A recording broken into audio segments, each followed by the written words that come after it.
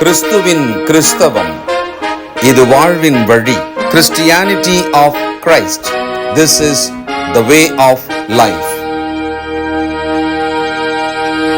பரிசுத்த ஆண்டவர் இயேசு கிறிஸ்துவின் இனிய நாமத்திலே ஒருங்கிணைந்த சுவிசேஷ புத்தகங்களின் பார்வைக்கு அன்போடு கூட வரவேற்கிறேன். எளிமையாக புரிந்து கொள்ளக்கூடியது, ஆனாலும் யூதர்களுக்கு ரொம்ப பரிச்சயமானது.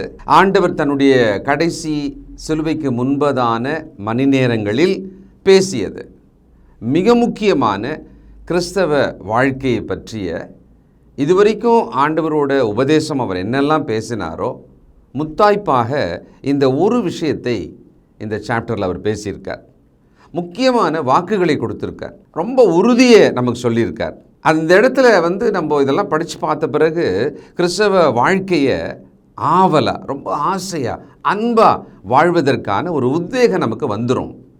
என்னடா இவ்வளவு முன்னுரை நான் சொல்கிறேனே அப்படின்னா, இதானா அப்படின்வீங்க. நான் சொன்ன பிறகு யோவான் 15ஆம் அதிகாரம் தான். ஆண்டவர் தானே மெய்யான திராட்சை செடி, திராட்சை கொடி அப்படின்னா யூதர்களுக்கு டக்குன்னு தெரியும், ஏன்னா அவங்க வாழ்க்கையோட இருக்கிற விஷயம். ஆனால் இங்கே என்ன சொல்கிறாரு? மெய்யான, ஐ ஆம் த ட்ரூ வைன், நானே மெய்யான திராட்சை செடின்றார். திராட்சை கொடிகளை நாம் அதிகம் பார்த்துருக்க முடியாது. சில நேரங்களில் நாம் பார்த்துருக்கலாம், எங்கேயாவது ஊருக்கெலாம் போகும்போது பார்த்துருக்கலாம். சென்னையில் ஒரு சில வீடுகளில் திராட்சை கொடிகள் இன்றைக்கும் இருக்குது. ஆனால் அவைகள் கொத்து கொத்தாகலாம் காய்க்காது. ஒரு அழகுக்கு திராட்சை கொடி என் வீட்லேயும் இருக்குன்ற ஒரு கதைக்கு வேணா இருக்கலாம். இப்போது ஆண்டவர் சொல்லும் இந்த விஷயத்தை நாம் ஆழமாக அவர் சொல்லும் நோக்கத்தோடு நம்ம புரிஞ்சுக்கிட்டோன்னு வச்சுக்கோங்களேன், கிறிஸ்தவ வாழ்க்கைக்கான இதுக்கப்புறமா ஒரு பிரசங்கம் என்னை புரிய வைக்க தேவைப்படாது. அப்படி ஒரு முக்கியமான விஷயத்தை ரொம்ப தெளிவாக, அதனுடைய ஆழம், அதனுடைய விவரம், இந்த முடிவு இப்படி தான் அப்படின்ற அளவுக்கு அவர் சொல்லியிருப்பார். நானே மெய்யான திராட்சை செடி. சரி, இதை சொல்கிறதுக்கான முக்கிய நோக்கம் என்ன, ஏன் இதை சொன்னார் அப்படின்னு ஒரு கேள்வி கேட்டிங்கன்னா, நாம் கனி கொடுக்கும் வாழ்க்கை வாழ வேண்டும், இவ்வளவு தான். இதுக்காக தான் சொன்னார். சரி, இன்னொரு கேள்வி என்னென்னா, நான் ஏன் கனி கொடுக்கணும்? மரம் செடி கொடிகள் தானே கனி கொடுக்கணும். மனுஷனை பார்த்து என்ன கனி கொடுக்கணும்னு சொன்னால் எப்படி அது என்னது அப்படின்னு ஒரு கேள்வி. முதலாவது, இந்த திராட்சை தோட்டம் அப்படின்ற விஷயம் பழைய ஏற்பாட்டு காலத்தில் சில முறை தம் ஜனத்துக்காக தேவன் பயன்படுத்தி இருக்கிறார். சங்கீதம் 80 பேசியிருக்கார், ஏசாயா 5 பேசியிருக்கார், எரேமியா 2ஆம் அதிகாரத்தில் பேசியிருக்கார். ஒரு விஷயத்தை அவங்களுக்கு புரிய வைக்கிறதுக்காக திராட்சை கொடி அப்படின்றத சொல்லியிருக்கார். சங்கீதம் 128 கூட மனைவி வீட்டோரங்களில் கனிதரும் திராட்சை கொடியை போல இருப்பாள். ஒரு ப்ராஸ்பெரிட்டியை சிம்பலைஸ் பண்ணுறதுக்காக, அதன் உருவத்தை காட்டுவதற்காக தேவன் வசனங்கள் இப்படியெல்லாம் பயன்படுத்தியிருக்கார். இன்றைக்கி கிறிஸ்தவ வாழ்க்கையை ஆண்டவருக்குள்ள எவ்வளவு ஆழமாக அந்த உறவை கனம் பண்ணி நம்ம வாழணும் அப்படின்றதுக்காக இந்த உதாரணத்தின் மூலம் நமக்கு சொல்கிறார். பாருங்கள், முதல் வசனம் 15ஆம் அதிகாரம். நான் மெய்யான திராட்சை செடி, என் பிதா திராட்சை தோட்டக்காரர். இங்கே பிதாவை சொல்லிடுறார். திராட்சை தோட்டக்காரர் அப்படின்னா என்ன? Is the owner. திராட்சை தோட்டத்திலே வேலையாட்கள் அப்படின்லாம் நம்ம கேள்விப்பட்டிருக்கோம் ஆண்டவர் சொல்லும்போது. ஆனால் இங்கே என்னன்றாரு? அவர் தான் திராட்சை தோட்டக்காரர். 3 முக்கியமான விஷயங்களை பிரித்து இந்த பகுதியில் ஆண்டவர் பேசுகிறார். முதலாவது விஷயம், தேவனுடைய கற்பனைகளை நாம் கைக்கொள்வதின் முக்கியத்துவம். இரண்டாவது, தேவனுக்காக நாம் கனி கொடுக்கும் வாழ்க்கை வாழுதல். மூன்றாவது, தேவனுடைய அன்பில் நிலைத்து வாழுதல்.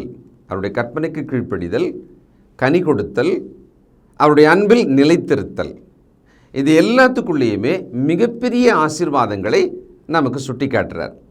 தேவனுடைய பிள்ளைகளாக ஞானஸ்தானம் பெற்று எத்தனை வருஷம் நீங்கள் வாழ்ந்துட்டுருக்கீங்களோ, இந்த ஒரு செய்தி 1-2 நாள் நம்ம இதை கவனிப்போம். நல்லா கவனித்து பார்த்துட்டு நம்மளை வேலிடேஷன் பண்ணி பார்க்கணும். நாம் இந்த கேட்டதின்படி, இதில் ஆண்டவர் எதிர்பார்த்தபடி, நமக்கு அவர் கட்டளையிட்டபடி நம்ம எந்த அளவுக்கு இருக்கிறோம். கண்டிப்பாக அப்படி ஒரு சுய பரிசோதனை செய்து தான் ஆகணும், இல்லைன்னா இதை கேட்க வேணாம். அடுத்தது 2ஆம் வசனத்தில் எடுத்த உடனே ஒரு முக்கியமான விஷயத்தை பேசுகிறார். கனி கொடாதிருத்தல் அப்படி பேசுகிறார். பாருங்கள், என்னில் கனி கொடாதிருக்கிற கொடி எதுவோ அதை அவர் அறுத்து போடுகிறார். அவர் யாரு? திராட்சை தோட்டக்காரர். அவர் எதிர்பார்க்கிறார், திராட்சை செடியெல்லாம் வச்சு பந்தல்லாம் போட்டு அதில் கனிகள் வரும்னு பார்க்குறாரு. ஆனால் கனி கொடுக்காத கொடியை பார்த்துட்டா என்ன பண்ணுவாராம்? அதை அறுத்து வெட்டி போட்டுருவாராம். ஏன்னா அது கனி கொடுக்கவில்லை, ஆனால் செடியில் ஒட்டிகிட்டு இருக்கு, சாரத்தை உறிஞ்சிட்டு இருக்கு, அதுக்கு ஒரு ஜீவன் கூட இருக்கலாம், ஆனாலும் கனி கொடுக்கலையாம். இன்னொரு விஷயம் கவனிக்கணும், செடி கனி கொடுப்பதில்லை, அதன் கொடிகள் தான் கனி கொடுக்கும். திராட்சை செடி இயேசு கிறிஸ்து, அவருக்குள் நான் இருக்கிறேன், நான் தான் கனி கொடுக்கணும். ரொம்ப நுணுக்கமாக நாம் இதை பார்க்கணும். திராட்சை செடி கொடிய கனியை ஆராய்வது நம் நோக்கம் அல்ல. அதன் மூலம் ஆவிக்குரிய பாடத்தை ஆண்டவர் நமக்கு என்ன சொன்னார்ன்றதை தான் நாம் இப்போ கண்டிப்பாக கவனிக்கணும். நல்ல கூர்ந்து உங்கள் ஆத்துமாவுக்காக இதை நீங்கள் கேட்கணும். அதை அறுத்து போடுகிறார். கனி கொடுக்கிற கொடி எதுவோ அது அதிக கனிகளை கொடுக்கும்படி அதை சுத்தம் பண்ணுகிறார். அறுத்து போடுகிறார். எதில் அறுத்து போடுவாங்க?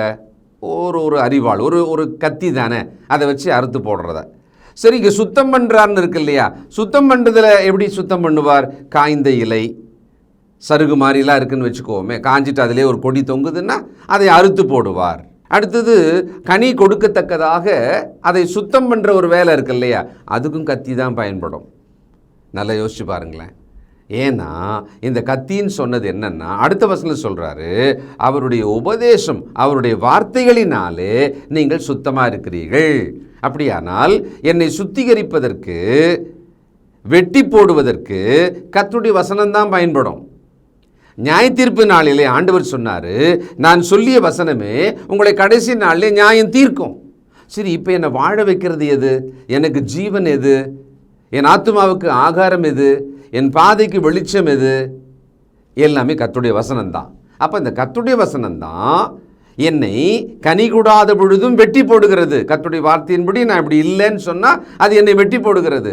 நான் அதிக கனிகளை கொடுக்கும்படிக்கு அதே வசனம்தான் என்னை சுத்தம் பண்ணுகிறது. நீ இப்படி இரு, நீ இப்படி இருந்தால் தான் அதிக கனி கொடுப்ப, உன்னிடத்தில் இது இருக்கக்கூடாது, உன்னை இப்படி சீர் செய்து கொள்.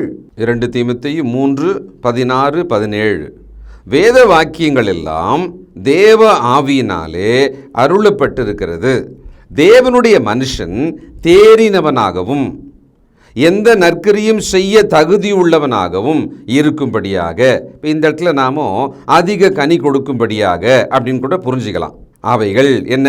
அந்த வேத வாக்கியங்கள் உபதேசத்துக்கும், கடிந்து கொள்ளுதலுக்கும், சீர்திருத்தலுக்கும், நீதியை படிப்பிக்குதலுக்கும் பிரயோஜனம் உள்ளவைகளாய் இருக்கிறது. கர்த்தருடைய உபதேசம், கிறிஸ்துவின் உபதேசம் எப்படி சொன்னாலும் அவைகள் நமக்கு போதிக்கப்படுமானால் அது நான் காதலை கேட்டு இருதயத்துக்குள்ளே வாங்கின உடனேயே எனக்குள்ள அது என்ன செய்யும்? அந்த போதனை என்னை சீர்திருத்தும், என்னை அது ஒழுங்கு செய்யும், சுத்தம் பண்ணும், வேண்டாததை எடுத்து போடும், என்னை உணர்த்தும், என்னை நீதியிலே நடத்தும். இதுதான் பர்பஸ். நாம் கர்த்தருடைய போதனையை, அவருடைய உபதேசத்தை கேட்குறதோடது. நாம் எந்த நோக்கத்தோடு கேட்குறோம்? ஒரு ஞாயிற்றுக்கிழமை போகிறோம், ஒரு பிரசங்கம், என்ன நோக்கத்தோடு நம்ம அதை கேட்டுக்கிட்டே இருப்போம்? நம்மளை சீர்திருத்தினா வேண்டான்றோம், பிடிக்கல. நம்முடைய குற்றத்தை சுட்டி காட்டுவது போல ஒரு வசனம் சொல்லப்பட்டால் அதை நம்முடைய மனம் ஏற்றுக்கொள்ள மாட்டேன்து. நாம் நம்ம நியாயப்படுத்தி கொண்டு ஆசீர்வாதமாக, நீ ஆசீர்வாதமாக இருப்பாய், உனக்கு எல்லாம் இன்றைக்கே நல்லாயிடும், நீ சுகமாயிடுவ, நீ நல்லா தான் இருப்ப, எல்லாமே வசனம்தான், இருக்க தான் செய்யுது. ஆனால் என்னை சுத்தம் பண்ணி காய்ந்த சருகுகளை, கொடிகளை எல்லாம் வெட்டி எடுத்து நான் அதிக கனி கொடுக்கத்தக்கதாக இந்த கர்த்தருடைய வசனம் இந்த வேலையை செய்யணும்.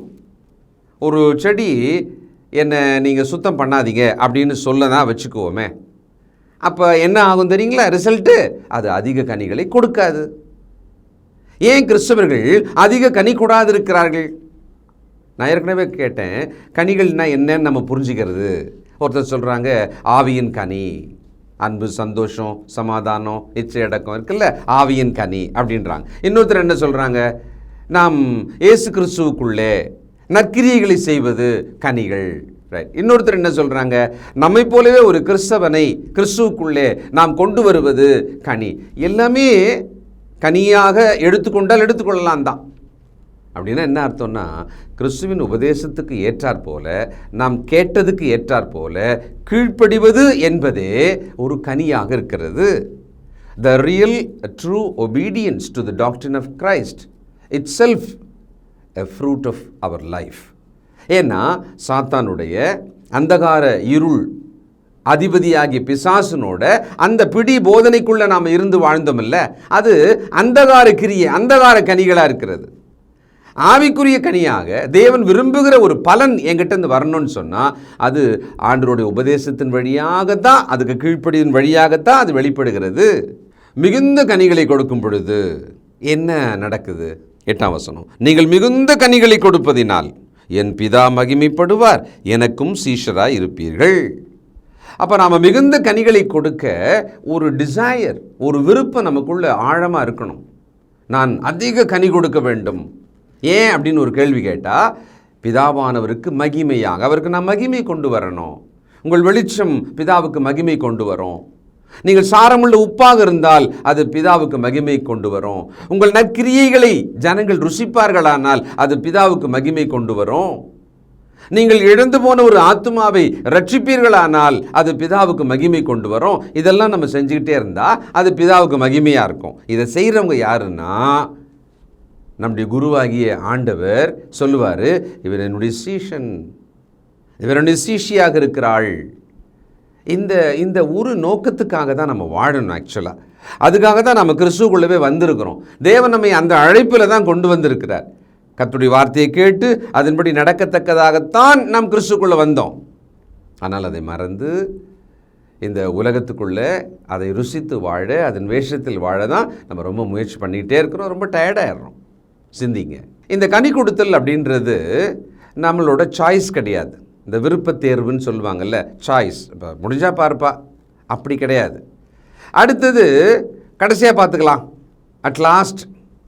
அட்லீஸ்ட் இந்த கனியாவது இருக்கட்டுமே, அப்படியும் கிடையாதான். பின்னால் பார்த்துக்கலாம். மெயின் லைஃப்பை நீங்கள் உங்களுக்கு ஏற்ற மாதிரிலாம் நீங்கள் வாழ்ந்துருங்க, வயசான காலத்தில் ஏதாவது 4 நல்லது செஞ்சுட்டு, அப்படி கிடையாது. It is a command. நான் அந்த மெய்யான திராட்சை செடியிலே ஒரு கொடியாக இருப்பேனால் God demand me that I have to give fruits. நான் கனி கொடுக்க வேண்டும். என் கனியின் வழியாகத்தான் தேவன் மகிமைப்படும்படியான ஒரு உலக திட்டம் ஒன்றை வைத்திருக்கிறார். அதை தான் என்கிட்ட எதிர்பார்க்கிறார். அதுக்காக தான் அந்த நரிஷ்மெண்ட்டை, என்னுடைய அந்த ஜீவனை, என்னுடைய ஊட்டச்சத்தை அந்த செடி ஆண்டவராகிய இயேசுவினிடத்திலிருந்து எனக்கு கொடுக்கிறார். இன்னொன்று புரிஞ்சுக்கணும், அந்த செடியிலே கொடி சொன்னேன் இல்லையா, ஆண்டவர் எப்படி சொல்கிறார் பாருங்களேன். 5ஆம் வசனம், நானே திராட்சை செடி, நீங்கள் கொடிகள். ஒருவன் என்னிலும் நான் அவனிலும் நிலைத்திருந்தால் அவன் மிகுந்த கனிகளை கொடுப்பான். என்னையல்லாமல் உங்களால் ஒன்றும் செய்யக்கூடாது. ரொம்ப முக்கியமான வசனம், ஈஸியாக புரியுது நம்மளுக்கு. ஆனால் ஆழமான ஒரு விஷயத்தை நம்ம கவனிச்சாகணும். என்னில் நிலைத்திருந்தால் தான் கனி கொடுப்பீங்க, நான் இல்லாமல் உங்களால் ஒன்றும் பண்ண முடியாது. இது நம்ம மைண்டில் பதியணும். ஏன்னா இது நமக்கு பதியலைன்னா என்ன ஆகும்னா, நம்ம நினச்சிக்குவோம், நான் ஆண்டவருக்குள்ளே தான் இருக்கேன் அப்படின்னுவோம். ஆனால் அந்த ஆண்டவருக்குள் இருப்பதுன்னா என்னன்னு தெரியாமலே நான் சொல்லிகிட்டு இருக்கிறேன். நான் என்ன நினச்சிக்கிறேன், பைபிள் கையில் வச்சுருக்கேன், சும்மா டெய்லி படிப்பேன், நான் ஜெபம் பண்ணிக்கிட்டே இருப்பேன், ஞாயிற்றுக்கிழமை சபைக்கு போயிட்டு வருவேன், அதுக்கு பேர் நான் ஆண்டவருக்குள்ளே இருக்கிறேன் அப்படின்னு நான் சொல்கிறேன். அப்படி தான் நியாயப்படுத்துகிறேன். அப்படி தான் என்னை சுற்றிலும் இருக்கிற 199 பேர் நியாயமாக அப்படி தான் நினச்சிக்கிட்டு இருக்கோம். ஆனால் ஆண்டவருக்குள் நிலைத்திருப்பது, அவர் என்னிலும் நான் அவரிலும் சொன்னால், இட் இஸ் அ ரிலேஷன்ஷிப். அவர் உறவை பற்றி பேசுகிறார். இந்த வேதம் நமக்கு உறவை பற்றி பேசுகிறது. அதனால தான் சர்வ வல்லமையுள்ள மகா பெரிய சிருஷ்டிகராகிய தேவனை நான் இப்போ என்னன்னு கூப்பிடணுமா, அப்பான்னு கூப்பிடணுமா? உறவு தானே. அவருடைய குமாரனாகிய இயேசு கிறிஸ்துவானவர் முதற்பேரான குமாரனாக இருக்கிறார். நான் அந்த பிதாவாகிய தேவனுக்கு குமார குமாரத்திகளாக இருக்கிறோம். உறவு தானே. அப்போ என்ன அர்த்தம்? இந்த மெய்யான திராட்சை செடி நீங்கள்லாம் குடிங்கன்னு சொல்லும்போது என்ன, உறவை பற்றி பேசுகிறார். அந்த உறவுக்குள்ளே நான் இருந்தால் மட்டும்தான், அந்த உறவுக்குள்ளே நான் வாழ்ந்தால் மட்டும்தான் கனிகளை கொடுக்க முடியும், நான் மிகுந்த கனிகளை கொடுக்க முடியும். அப்போ நம்ம மைண்டில் என்ன வரணும், இப்போ என்ன நம்ம நினச்சி பார்க்கணுன்னா, ஆண்டவருக்குள்ள என்னோட ரிலேஷன்ஷிப் எப்படி இருக்குது? நம்மை சீடர் என்று சொல்லுகிறார், நம்மை தேவனுடைய பிள்ளைகள் என்று சொல்லுகிறார், நம்மை சிநேகிதர் என்று சொல்லுகிறார், இவ்வளவு சொல்கிறார். அது எல்லாமே உறவு பெயர்களை தான் சொல்கிறார். கர்த்தருடைய வார்த்தையை கேட்டு அதன்படி நடக்கிறவர்கள் எனக்கு தாயும் என் சகோதர சகோதரிகளுமாக இருக்கிறார்கள் என்று ஒரு கட்டத்தில் ஆண்டவர் சொன்னார். இப்போ நம்ம என்ன சிந்திக்கணும் நம்முடைய கிறிஸ்தவ வாழ்க்கையை பற்றினா, நான் எப்படி இருக்கேன், நான் சர்ச்சுக்கு சரியாக போகணும், இனிமேல் நான் கரெக்டாக இருப்பேன், இப்படியெல்லாம் யோசிக்காதீங்க. நம்ம சில செயல்பாடுகளில் குறை இருந்தால் அதை திருத்தி சரியாக பண்ணணும்னு நினைக்கிறோம் பார்த்தீங்களா? அது நம்ம ரொம்ப நினைக்கிறோம், முயற்சி பண்ணுறோம், விடுறோம், இப்படியே தான் வாழ்ந்துகிட்டே இருக்கோம். அதை அப்படியே விட்டுட்டு இந்த பக்கம் விழுந்து இப்படி யோசிக்கலாமா, எனக்கும் ஆண்டவருக்குமான உறவு எப்படி இருக்கிறது? சரி, இப்போ குடும்பத்துக்குள்ளே ஒரு சாம்பிளுக்கு இப்படி நினைக்கலாமா, எனக்கும் என் அம்மாவுக்குமான உறவு எப்படி இருக்கிறது? ஒரு கேள்வி கேளுங்க. எனக்கும் என் அப்பாவுக்குமான உறவு எப்படி இருக்கிறது? எனக்கும் என் அக்கா, என் தங்கை, என் அண்ணன், என் தம்பி உறவு எப்படி இருக்கிறது? எனக்கும் என் நண்பனுக்குமான உறவு எப்படி இருக்கிறது? எனக்கும் என் ஆண்டவருக்குமான உறவு எப்படி இருக்கிறது? கணவன் மனைவி எல்லாமே உறவுகள் தானே. மொத்த உலகமும் உறவுகளால் தான் இணைக்கப்பட்டிருக்கிறது. அப்போ ஆண்டவர் என்னன்றாரு, பூமியில் நீங்கள் வாழும்போது என்னோடு கூட இருக்கும் உறவை பற்றி யோசிங்க. அது சரியாக இருக்குன்னு சொன்னால் என்கிட்ட இருக்கிற ஜீவனையும் சாரத்தையும் எடுத்துக்கிட்ட நீங்கள் கனி கொடுப்பீங்க. கொடிகள் தான் கனி கொடுக்கும். அவர் சொல்கிறார் பாருங்களேன், ஒருவன் என்னிலும் நான் அவனிலும் நிலைத்திருந்தால் அவன் மிகுந்த கனிகளை கொடுப்பான். அப்படின்னா என்ன? கொடுக்கணும்னு சொல்லலை, கொடுக்க முயற்சி பண்ணுங்கன்னு சொல்லலை, அவன் கொடுப்பான். இப்படி யோசிப்போமா? நாம் வாழ்விலே தேவன் விரும்பும் கனி நிறைந்தவர்களாக இருக்கிறோமா இல்லையா? இல்லைன்னா பிரச்சனை எங்கே? எனக்கு கனி கொடுக்க தெரியல, நான் அதை ஸ்டார்ட் பண்ண போகிறேன், அது அல்ல. நான் ஆண்டவருக்குள்ளே அவர் உறவுக்குள்ளே சரியா இல்லைன்னு தான் அர்த்தம்.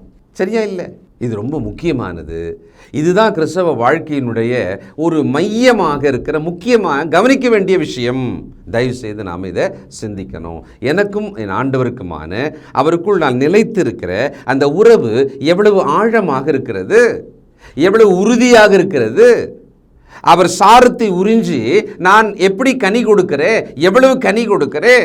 ஞானஸ்நானம் எடுத்தப்ப இருக்கிற அந்த காலத்தின் கனி உற்சாகம், விசுவாசம், கர்த்தருக்கேற்ற செயல்பாடுகள் பல வருஷங்களுக்கு அப்புறமா குறைஞ்சில்ல இருக்குது, மாய்மாலை நிறைஞ்சில்ல இருக்குது, கர்த்தருக்குன்னு இல்லாமல் மனுஷனுக்காகல இருக்குது. இப்போ நாம் இதை என்ன சொல்லலாம்? சிந்திச்சு பாருங்கள். மேலும் நான் கவனிப்போம், ஜெபம் செய்வோம். சர்வ வல்லமையும் இரக்கமுள்ள நல்ல பிதாவே, அற்புதமான ஆச்சரியமான எங்கள் ஆத்துமாவை ஊடுருவி இருதயத்தின் ஆழங்களை எல்லாம் பிரித்து காட்டி எங்களுடைய எண்ணங்களை எல்லாம் வகையறுத்து இப்படி இருக்கிறதா என்று நாங்கள் கவனிக்கத்தக்கதாக உம்முடைய வசனங்கள் எங்களுக்காக பேசப்படுகிறதப்பா. நாங்கள் கேட்டோம், இன்னும் எங்களோடு பேசும், எங்களை உணர்த்தும், எங்களை சீர்படுத்தும், எங்களை உமது நீதியின் பாதையிலே நடத்தும். நீர் எதிர்பார்க்கிறபடி நாங்கள் வாழ எங்களை ஆண்டு கொள்ளும். எங்களை தாழ்த்துகிறோம். இயேசு கிறிஸ்துவின் நல்ல நாமத்தில் ஜெபிக்கிறோம் பிதாவே, ஆமென்.